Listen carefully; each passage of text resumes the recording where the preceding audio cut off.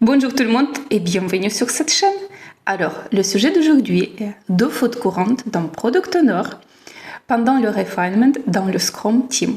Et les objectifs que je mets pour ça sont mettre en évidence les problèmes et inviter à réfléchir, à raisonner et après je laisse vous faire vos propres conclusions.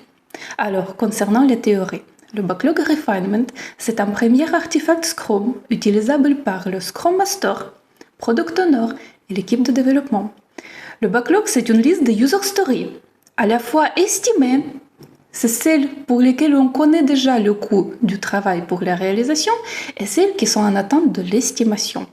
La réunion comme refinement se passe 2-3 fois par sprint, et avec les objectifs comme affiner et ordonner les user stories, discuter des user stories, les estimer, s'assurer que tout est clair et peut être commencé le sprint prochain et aussi anticiper les impacts. Plus d'informations il y a sur Internet. Maintenant, pendant le refinement, dans le cas quand le product owner soit démarre dans ce métier, soit quand il n'est pas très attentif, il fait 2 fautes. La première, il estime et il propose le coût de user story à la place de l'équipe de développement.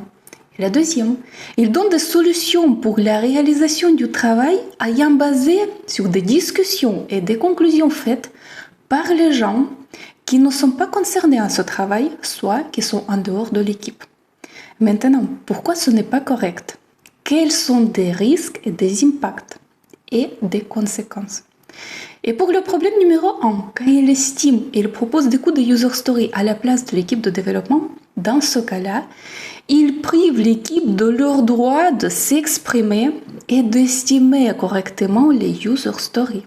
Deuxième chose, c'est que ça crée le passage de la démocratie, qui est la base pour le Scrum, vers l'autoritarisme, qui ne correspond pas du tout au Scrum. Et la troisième chose, troisième conséquence, il perd automatiquement la confiance et le respect des gens dans l'équipe. Maintenant pour le problème numéro 2, quand il propose des solutions pour la réalisation du travail, ayant basé sur des conclusions et des discussions avec les gens qui ne sont pas concernés à ce travail, soit qui ne sont pas dans l'équipe, dans ce cas-là, il dévalorise les compétences des gens qui sont dans l'équipe parce qu'il ne parle pas avec eux.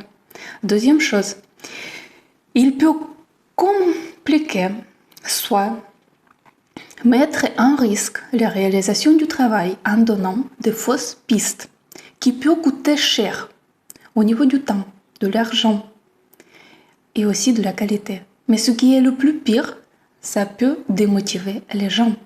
Et la conséquence numéro 3, ça met en doute le professionnalisme et la légitimité de cette personne en tant que product owner. Alors, maintenant, je vous laisse faire vos propres conclusions, réfléchir sur ça et je vous remercie pour votre temps et je vous dis à bientôt et bon courage.